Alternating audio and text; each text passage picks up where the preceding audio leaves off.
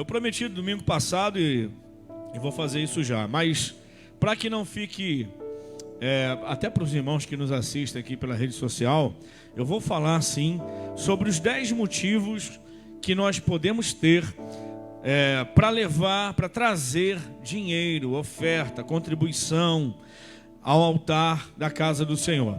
Mas para não parecer que essa palavra é uma palavra para tirar uma oferta diferenciada, nós vamos, antes da palavra, tirar a oferta. Então fique à vontade agora para receber o envelope da mão dos obreiros e com a consciência que você sempre tem ao fazer isso, você pode fazer agora. Eu vou pedir, inclusive, que se houver algum dizimista, que entregue o dízimo junto com a sua oferta, porque logo em seguida a gente já vai entrar na palavra para não fazer aquele momento, aquela fila aqui, ok? E já quero anunciar que domingo que vem, pela manhã, na nossa terceira aula do seminário, que estamos falando sobre finanças à luz da Bíblia, nós vamos falar sobre dízimos, ofertas e primícias. O que são, para quem são, né? E qual o verdadeiro sentido de tudo isso, ok? Então não falte, por favor, domingo pela manhã, se você puder. Eu não vou falar sobre isso aqui. Eu vou tratar hoje na mensagem dinheiro como forma de contribuição nas suas diversas modalidades. Então eu não vou especificar se dízimo, se oferta, nada disso. Vou falar de dinheiro, amém? Mas nesse momento você tem a oportunidade, se assim o teu coração concorda, de apresentar ao Senhor a sua contribuição, a sua oferta e o seu dízimo nesse momento, aí mesmo de onde você está, ok? Se você já o fez, levante e ore e apresente ao Deus dos céus o propósito do seu coração, amém?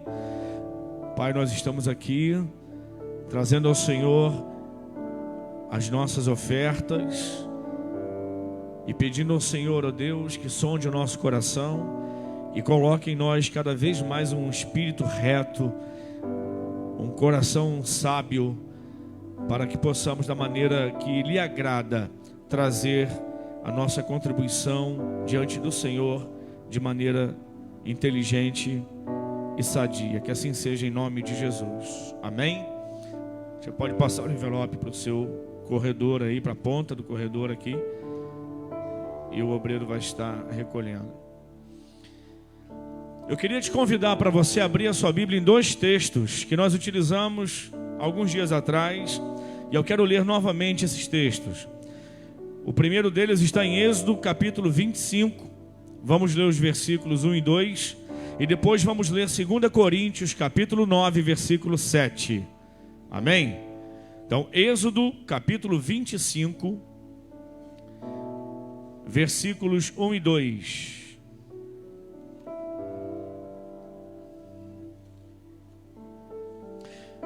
Êxodo 25, verso 1 e 2, que diz assim: Então falou o Senhor a Moisés, dizendo, preste atenção, fala aos filhos de Israel, que me tragam uma oferta alçada, de todo homem cujo coração se mover voluntariamente, dele tomareis a minha oferta alçada.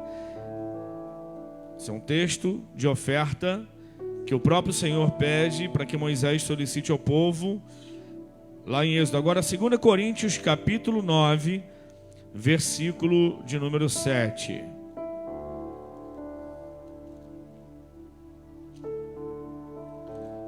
Aqui, ó. Cada um contribua segundo propôs no seu coração, não com tristeza ou por necessidade, porque Deus ama ao que dá com alegria. Amém.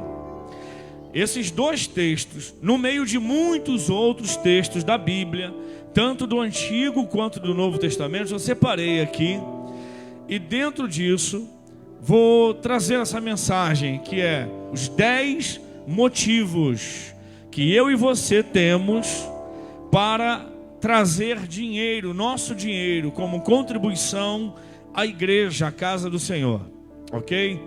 Já vou adiantando para vocês que talvez vocês concordem com todos os motivos Talvez você discorde de alguns motivos, concorde com uns, discorde de outros, não tem problema. Esse apanhado que eu fiz aqui, depois de 31 anos de caminhada na fé cristã, a gente se depara com muitas pessoas, com muitas opiniões e com muitos momentos diferentes que nós mesmos atravessamos na hora de trazer a nossa oferta, o nosso dízimo. Haja vista, por exemplo, que o dízimo sempre é questão de polêmica. Eu também não vou tratar disso aqui, vamos tratar isso na aula domingo de manhã, domingo que vem.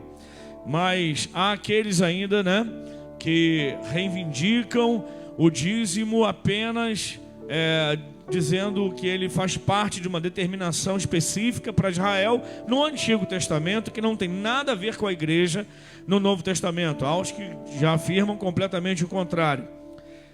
Nós temos a nossa opinião, nós temos caminhado em cima dela já há muito tempo, mas domingo pela manhã vamos deixar isso bem claro. Então hoje, nessa mensagem, não importa se na forma de oferta, se na forma de dízimo, seja o que for, ou mesmo uma oferta voluntária específica, esses 10 motivos tendem a ser os motivos principais.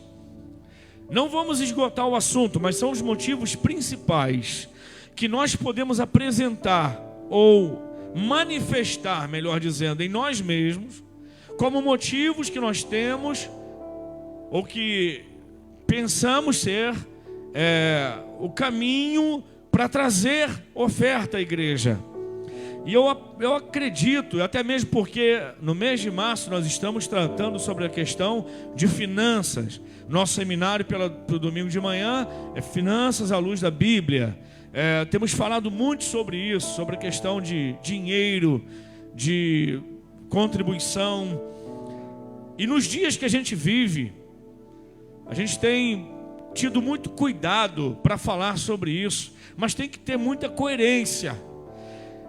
É lógico, irmãos, que a gente vê alguns exageros acontecendo, tanto para pior quanto, para o bem quanto para o mal, digamos assim. Precisamos entender a importância do que a gente faz, do porquê a gente faz e da maneira que a gente faz. O meu propósito nessa noite é que, falando sobre esses 10 motivos, você analise, conforme diz Paulo em 1 Coríntios, capítulo 11, examine-se o homem a si mesmo. É importante a gente se perguntar todos os dias, por que a gente faz o que faz da maneira que faz? Existe um livro muito interessante que não tem nada a ver com finanças a princípio, mas que fala sobre o poder do hábito. Tem muita coisa que a gente faz porque todo mundo faz, mas nunca parou para pensar o porquê que a gente faz. Por que tem que ser desse jeito? Nunca percebi, é um hábito meu. Então por isso nós vamos também tratar essa noite. Vamos lá. O primeiro motivo que existe, que pode não ser nem o seu nem o meu, mas o primeiro motivo que existe e que leva as pessoas a trazerem a sua contribuição para a igreja é esse aí. É o motivo do investimento. Há aqueles que entendem que trazer ofertas e dízimos, seja o que for o tipo da contribuição para a igreja, é uma espécie de investimento. E o que se entende por um investimento? Investimento é aquilo que eu apresento o meu dinheiro e quero ver o retorno maior do que aquilo que eu coloquei ali. Essa é a lógica de qualquer investimento. Há pessoas que entendem que trazer as suas ofertas é uma forma de investimento.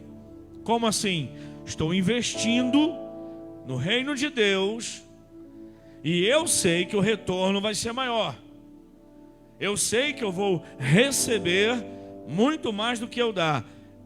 E existem alguns textos que trazem à tona esse pensamento, ou que podem fazer uma alusão a esse pensamento. Lucas 6,38 é um texto clássico sobre isso, A grande questão de encarar a minha contribuição como investimento é que a Bíblia também diz para que a minha mão esquerda não veja o que a minha mão direita está fazendo. Se eu chego no meu banco hoje, onde eu tenho a minha conta corrente, e eu escolho um tipo de aplicação de investimento, e eu coloco ali o meu dinheiro, eu tenho total liberdade de ficar ligando para o gerente que está administrando aquele dinheiro e cobrar dele uma resposta. O grande perigo que pode acontecer de eu encarar a minha contribuição como um investimento é eu, em meus momentos de oração, querer cobrar do meu grande administrador. Como é que é? Eu preciso ver o retorno disso aí.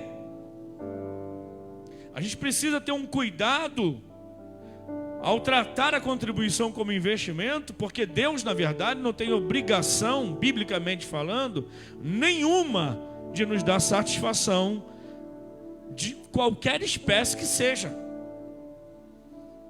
A gente precisa entender que o reino de Deus, como a Bíblia diz, Deus sabe muito bem as nossas necessidades, sabe exatamente do que a gente precisa, e aí, por esse ângulo, acaba sendo uma atitude não muito correta entender a minha contribuição como investimento.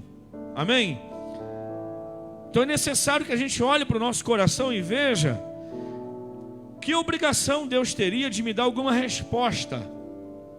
Deus sendo Deus e eu sendo seu servo, onde eu posso me achar no direito de cobrar dele? Opa, fiz isso, preciso daquilo. Esse é um dos motivos que tem que fazer o nosso coração repensar muito bem. Vamos para o segundo motivo. Segundo motivo para eu trazer dinheiro diante do altar da igreja é o motivo da obediência. E o princípio da obediência se traduz no seguinte: bom, se é para fazer, então eu tenho que fazer. Não tem questão, não há o que questionar. Se o meu pai fosse vivo, e desde quando ele foi, quando meu pai me falava algo, era uma ordem, né? Mesmo que fosse uma ordem que eu achava que, está exagerando, mas mandou, eu tenho que fazer. O motivo da obediência que traz à tona essa questão também pode ter os dois lados. Porque, irmãos, quem já é obediente entende que precisa fazer e boa. Mas pensa bem, se o teu pai ou tua mãe, ou o teu patrão, teu superior, te cobra alguma coisa, ou manda você fazer algo, que na verdade você já tinha entendido que era para fazer, mas se ele manda, você vai lá e faz, porque você precisa obedecer. E se ele simplesmente não mandasse, mesmo que você tivesse a consciência que era preciso fazer, mas ele esqueceu de mandar, eu não preciso fazer porque não foi mandado fazer. A obediência que nós conhecemos é uma obediência pautada numa ordem. Desde o momento que está lá, eu tenho que fazer. Ah, mas se não tivesse... Existe um livro curioso, tá? Eu até tenho um exemplar dele, que pelo título ele me chamou muita atenção no dia que eu fui comprá-lo. Eu não estou dizendo mal do livro, não. Mas o livro ele vai fazer você pensar rapidinho. Diz assim: 10 coisas que eu gostaria que Jesus nunca tivesse dito. Porque tem coisas que a gente olha para a Bíblia e fala: puxa vida.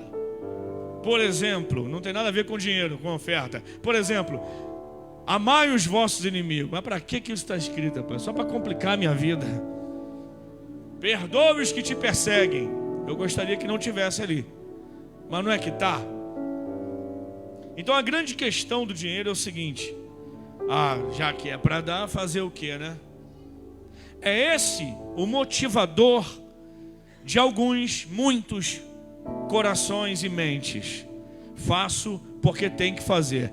E se não tivesse a ordem? Aí... Então é uma coisa também para a gente pensar. O terceiro motivo, já que são 10, eu não posso me alongar muito, são para nós refletirmos.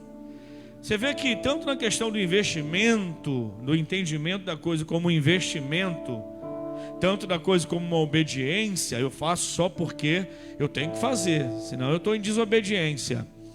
Existem os dois lados da balança. E na verdade cada coração é que tem que pesar esse sentimento e saber a consciência do que ele está fazendo. O terceiro é o compromisso. A partir do momento que eu faço parte de um povo, faço parte de uma comunidade da fé, faço parte de uma igreja, vai pegar mal se eu não der. A partir do momento que eu me batizei, eu passo a fazer parte, estou dizendo assim, um contexto do entendimento de muitas pessoas. A partir do momento que eu me batizei e faço parte de uma igreja local, eu tenho o compromisso de fazer. Se eu não fizer, vai pegar muito mal. Como é que pode? Eu estou envolvido num corpo e não fazer o que eu acho que é compromisso que eu faço.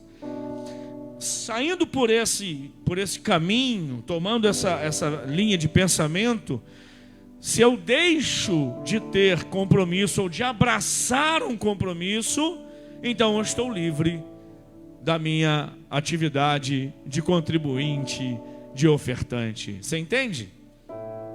Se o compromisso é o que me liga ao ato de dar, quanto menos compromisso eu tiver, mais livre eu estarei para deixar de dar. Então, é o compromisso que hoje, tudo isso que eu estou falando para você, eu trouxe em análise, em pensamento, em oração para a minha vida, nesses últimos dias. É pelo compromisso. Se eu não fizer, pega mal. Eu sou pastor da igreja, eu sou crente há 31 anos. Pensa bem. A Bíblia fala muito para a gente examinar o nosso coração. Não examinar os outros, examinarmos a nós mesmos. Irmãos, o reino de Deus é algo tão vivo, algo tão profundo, é algo tão maravilhoso, que a gente precisa, de vez em quando, fazer essa reflexão da nossa caminhada, irmãos, do jeito que a gente anda fazendo as coisas, sabe? De vez em quando a igreja precisa das suas reformas. E por que não? Você vê, se as autoridades, se as leis humanas precisam de reformas, se as instituições humanas precisam de reformas, e a igreja, como uma instituição na terra, ela precisou se adaptar a muitas leis que foram instituídas até hoje. Trazendo isso para a minha vida pessoal com Deus, eu preciso, vez por outra, olhar para a palavra como um espelho e me ver refletido nela, e me olhar como se eu estivesse fora de mim, vendo eu caminhando e falar: será que eu estou fazendo pelo motivo certo? Não estou dizendo que nenhum desses são certos ou errados, isso vai depender muito da forma que a gente faz. Por exemplo, o quarto motivo é o motivo da conveniência. O que a conveniência me diz?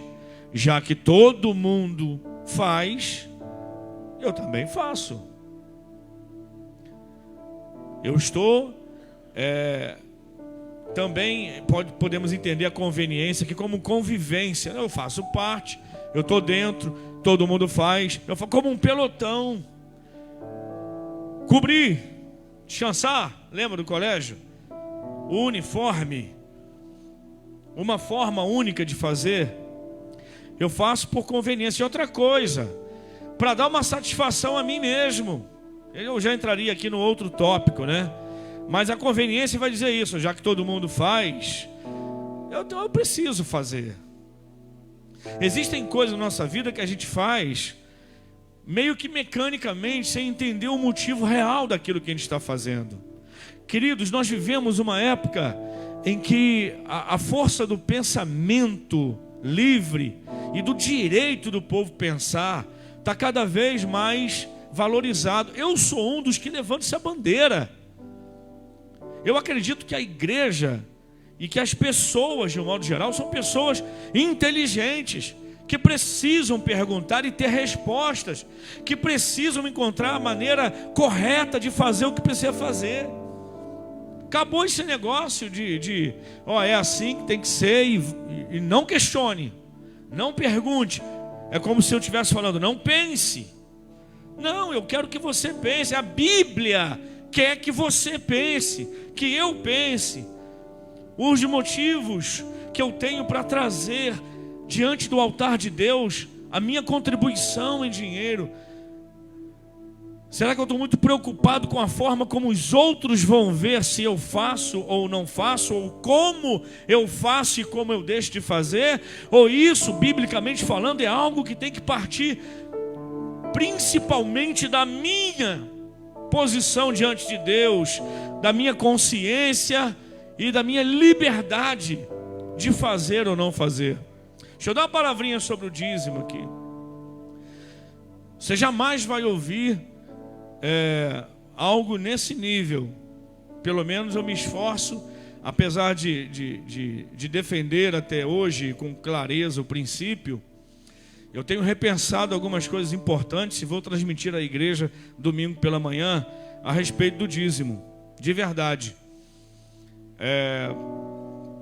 Eu não ia falar isso aqui, mas me empresta um envelope, por favor. Por favor. Eu sei que está sendo transmitido, eu quero que os irmãos de casa também saibam. Talvez eles não consigam vir domingo pela manhã e vão continuar sem saber. Esse é o nosso envelope. Atrás dele está escrito dízimos e ofertas. É um envelope só. É um envelope só. Só que na parte dianteira dele aqui, tem uma... Como a gente fez o envelope só, todos os anos, tá? Até o ano passado, até o 12º para o 13º ano dessa igreja, nós fazíamos 2 envelopes separados. E aí decidimos mudar para fazer um só. Então é o seguinte, é oferta, põe a sua oferta e entregue. Agora, se é dízimo, há um campo aqui para colocar o nome, e há um campo aqui que tem os meses do ano. Eu vou ser muito sincero para vocês. Se eu rodasse hoje os envelopes, temos muitos deles aí, muitos intactos até. Se eu rodasse eles hoje, eu não colocaria mais esses campos. Mas já que estão aqui, que estejam. Mas eu quero que você entenda o seguinte: para a igreja, para as anotações contábeis, para a igreja, para a tesouraria e até para mim como seu pastor, a partir de hoje, não interessa você colocar o seu nome, não interessa você se identificar, não interessa sequer você vir para que alguém rubrique para você. Por quê? Porque é uma coisa absolutamente desnecessária. De 2 semanas para cá eu tenho tido uma luta interior de questionamentos sobre a saúde espiritual minha e sua. Se o reino de Deus é movido por princípios, e um dos princípios imutáveis do reino de Deus é a liberdade, eu não posso me dar o direito nenhum de simplesmente ficar sabendo, sabe? Não vai mais fazer parte das anotações contábeis da igreja nome de quem é dízimo, de quem é dizimista e de quem não é. Porque isso é uma coisa sua, simplesmente sua. Até porque não cabe a mim, por exemplo, saber do seu salário. Não cabe a mim saber de nada que diz respeito às tuas finanças, a não ser te ensinar a palavra, como tem acontecido aos domingos pela manhã, e acabou. A partir daí é você.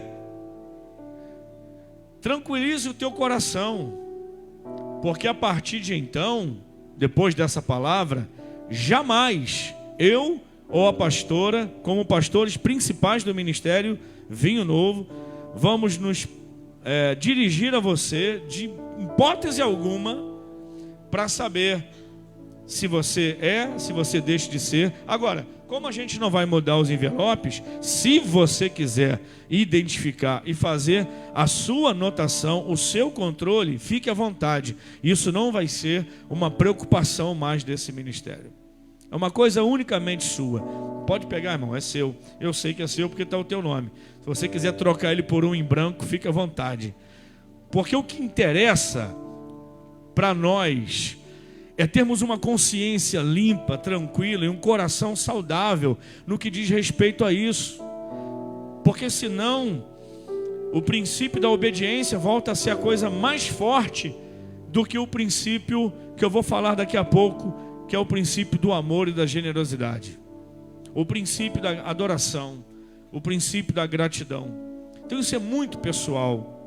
Agora, por que é importante a gente ficar avaliando? Quando eu olho para a palavra de Deus, eu fico observando que o Deus da Bíblia não é o Jesus do Novo Testamento, não, porque o Jesus do Novo Testamento é o mesmo que o Deus do Antigo Testamento, porque eles são um, amém?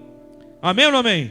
Quando eu olho para o Antigo Testamento, por exemplo, o Antigo Testamento, e eu vejo um Deus que lá em Gênesis também, mas em Êxodo 25, ele fala com Moisés para que peça ao povo uma oferta para a construção do tabernáculo. Ele fala, uma oferta alçada, cujo coração, ou seja, de todo homem cujo coração voluntariamente se mova para trazer oferta. É como se Deus estivesse falando, não só porque eu estou mandando, não, porque se eu quisesse, viria na minha mão. Se eu quisesse, Moisés, eu ia falar assim, cava e você vai achar ouro. Como eu dou a liberdade para aquele que tem em trazer, o coração tem que estar alegre em fazer. Tu vê? E muitos de nós tínhamos a ideia, por exemplo, talvez alguns até hoje, que o Antigo Testamento é o testamento de um Deus mão pesada, mão de ferro. Um Deus que é o seguinte, não traz não para tu ver, te mato. Não traz não para tu ver, serás amaldiçoado. Quando a Bíblia atrela maldição ao roubo de dízimos e ofertas, por exemplo, em Malaquias, ele está falando daqueles que tomavam daquilo que não era seu direito. Porque no sacerdócio havia inclusive o direito de sustentar, até porque muitas contribuições eram destinadas ao sustento dos próprios sacerdotes e toda a tribo de Levi. Então, queridos, o Deus do Antigo Testamento não é um Deus mão de ferro, diferente do Jesus coração bom do Novo. O princípio é o mesmo. Enquanto Deus Pai, lá em Êxodo 25, fala de todo homem cujo coração voluntariamente se mover, em 2 Coríntios 9, 7, que lemos, Paulo fala, olha, não por necessidade nem por tristeza, porque Deus ama o que dá com alegria.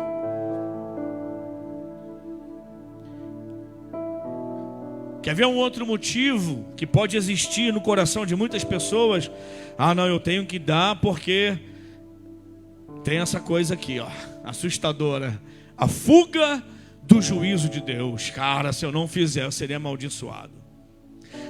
Deixa eu dar duas palavras a você sobre trazer o dinheiro diante do Senhor. Duas palavras muito sinceras. A primeira delas, se acontecer de um dia você não tiver, e acontecer de um mês você não puder trazer, se não puder trazer, mesmo que gostaria, Deus não vai te amaldiçoar. Você não vai para o inferno, e muito menos perder a salvação por causa disso. Porque Deus sabe, e você também sabe, por que isso tudo aconteceu. Ok? Então o dia que acontecer de você não tiver para trazer, não se sinta em nada amaldiçoado por Deus, ou cuidado, porque agora você está na lista negra do Todo-Poderoso e a tua salvação está em jogo. Eu não posso te afirmar isso biblicamente. Eu não tenho o direito de afirmar isso para você biblicamente. Em contrapartida, a segunda palavra é o seguinte, que a maneira como lidamos com o dinheiro fala muito sobre o nosso caráter. Por exemplo, quando priorizamos nossas coisas em detrimento da casa de Deus.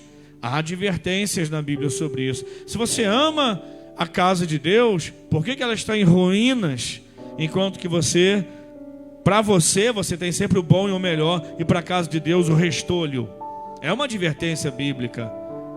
Mas essa advertência não vem acompanhada de uma ameaça, apenas uma advertência, para que haja um coração convertido, para que haja um coração voltado para a coisa. Porque, irmãos, no reino de Deus, a coisa é tão santa e tão pura, que se não for de coração, não vale.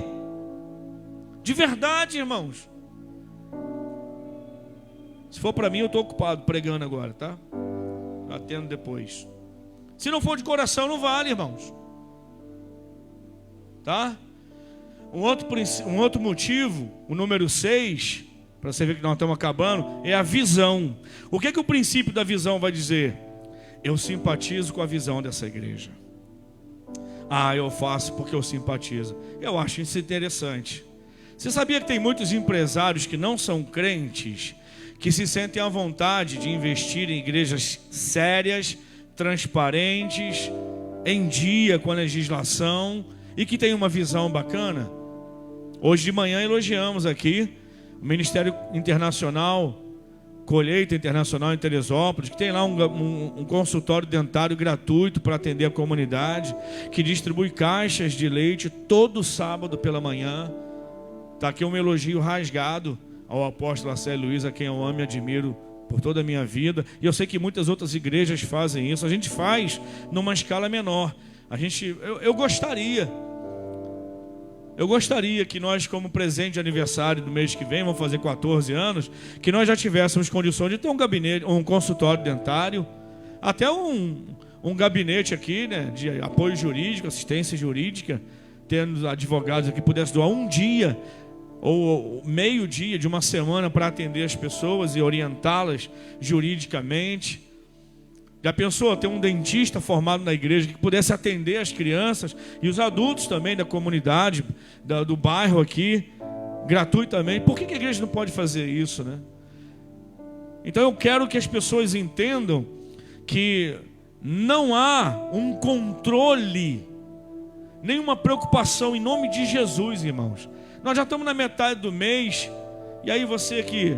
pastor, não, traz com esse envelope mesmo, não tem problema não. Eu só quero deixar você tranquilo, para que você saiba que você pode desfazer desse aí, pegar um em branco, todo culto pegar um qualquer em branco, e entregar seus dízimos e suas ofertas. Não há nenhum problema, porque não haverá jamais nenhuma preocupação a partir de hoje, oficialmente, de ter um controle de quem é, de quem não é.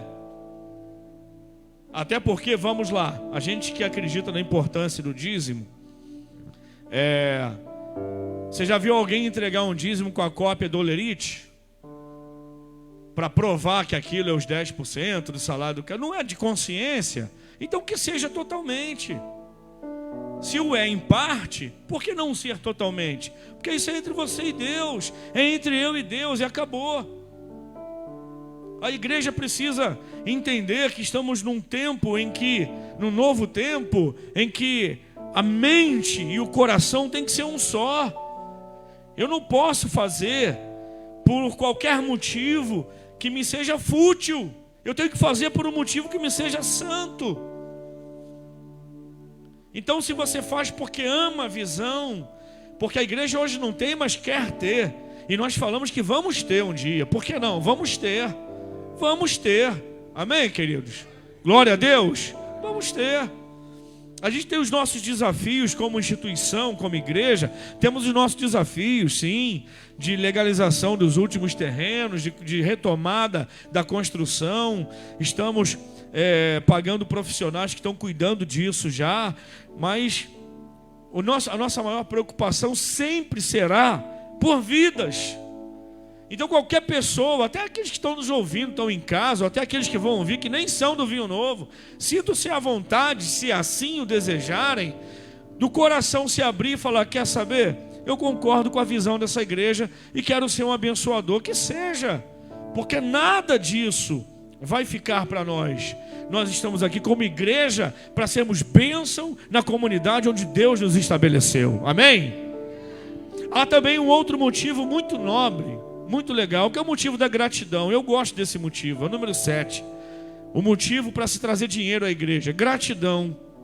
A gratidão, ela é o seguinte: é o reconhecimento por uma bênção que foi recebida, né? Eu só tenho medo da gratidão em um sentido.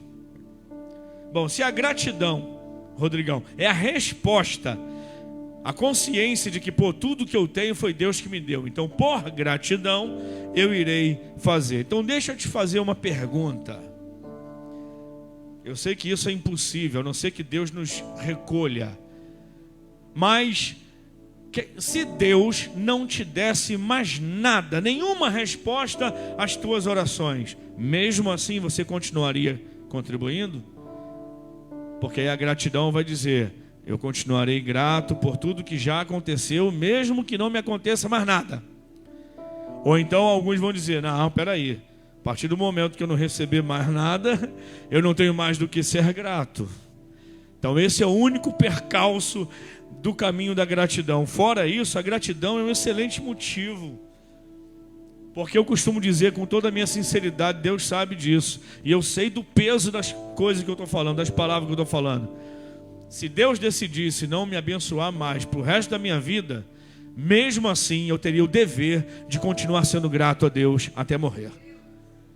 Mas, Senhor, eu quero a bênção.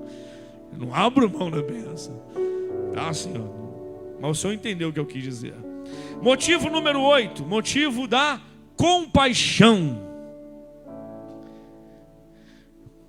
Eu costumo dizer que a compaixão, ela é um sentimento muito nobre, muito nobre, porque é melhor você fazer algo com paixão do que sem paixão. Porque compaixão, olha como essa palavra é forte. A gente sabe que a paixão é algo que nos une a alguém ou a um propósito. Paixão é aquilo que nos motiva, aquilo que nos empurra, é aquilo que nos impulsiona, é aquilo que nos liga a alguma coisa de muito valor para a nossa vida. Então, sentir compaixão, viver a compaixão, isso daí, principalmente em relação ao reino de Deus na terra, que são pessoas, é não apenas eu me colocar no lugar da pessoa que sofre ou que padece qualquer necessidade. Aí seria empatia, seria dó. A compaixão, ela me leva a sentir a necessidade que ela está sentindo e a fazer alguma coisa para poder aliviar aquela dor e aquele sofrimento. Se a minha oferta em dinheiro trazida à igreja tem o motivo da compaixão nesse sentido, eu só tenho que me sentir bem com isso. O número 9 é o motivo da adoração. Também pode ser um motivo muito legal. Adoração. Quando eu entendo que o dinheiro que eu trago é para fazer algo no reino de Deus na terra, mas que Deus sabe que a motivação do meu coração é para adorá-lo. Olha que coisa. Eu faço pelas pessoas o que eu não posso fazer para Deus, porque Ele não precisa. Quando eu olho para a Bíblia, em Atos capítulo 3, por exemplo, quando Pedro e João, eles decidiram um dia, conversando, e falaram assim, Pedro falou para João: meu querido, vamos no templo, vamos na igreja, vamos orar, vamos passar um tempo de oração, vamos adorar a Deus. Aí João falou para Pedro: pô, ótimo, estamos aqui, estou livre, vamos embora. E aí os dois, Pedro e João, foram caminhando para o templo para poder adorar a Deus. Foram adorar a Deus.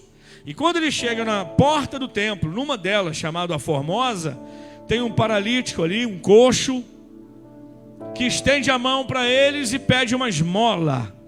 Olha o dinheiro aí. Só que naquele momento eles não tinham a esmola, mas Pedro, movido pelo Espírito Santo, disse assim: não temos prata nem ouro, mas o que temos, isso te damos, em nome de Jesus de Nazaré, levanta e anda. E o cara foi curado.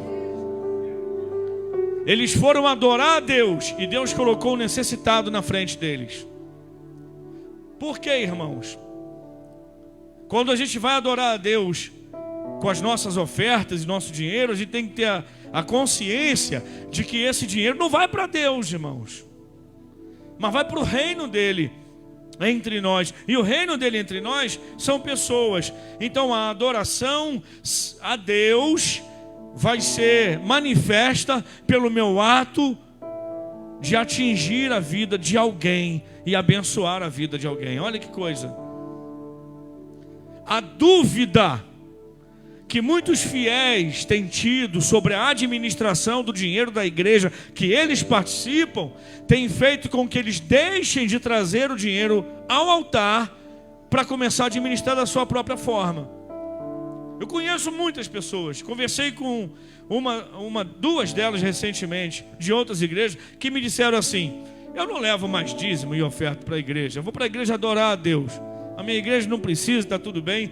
E aí eu pego parte do meu salário e compro em cesta básica e distribuo para quem eu sei que precisa. Eu falei: mas a tua igreja não faz isso? Você não se acha confortável com a administração do dinheiro que é feito na sua igreja?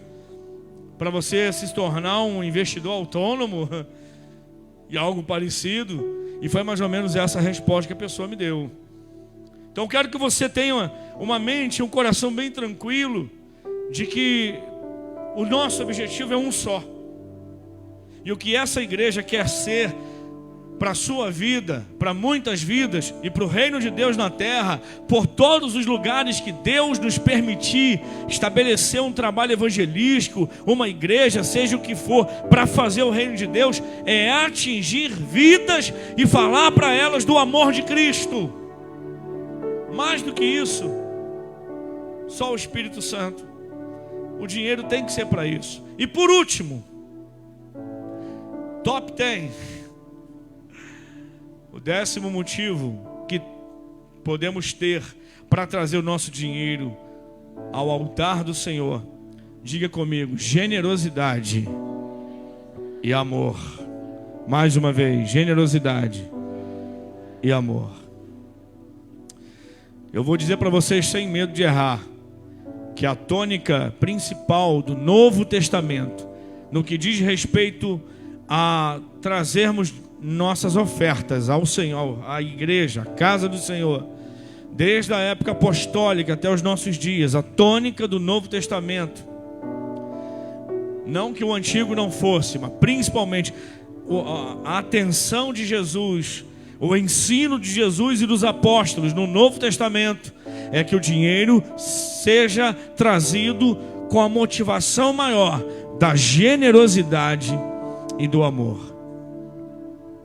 Se o motivo que tivermos, às vezes pode ser até mais de um dentro desses 10 que eu te falei, se a gente trouxer tudo isso e o recheio, a cobertura for a generosidade e o amor, irmãos, a gente não vai mais. Volta lá no 1, por favor.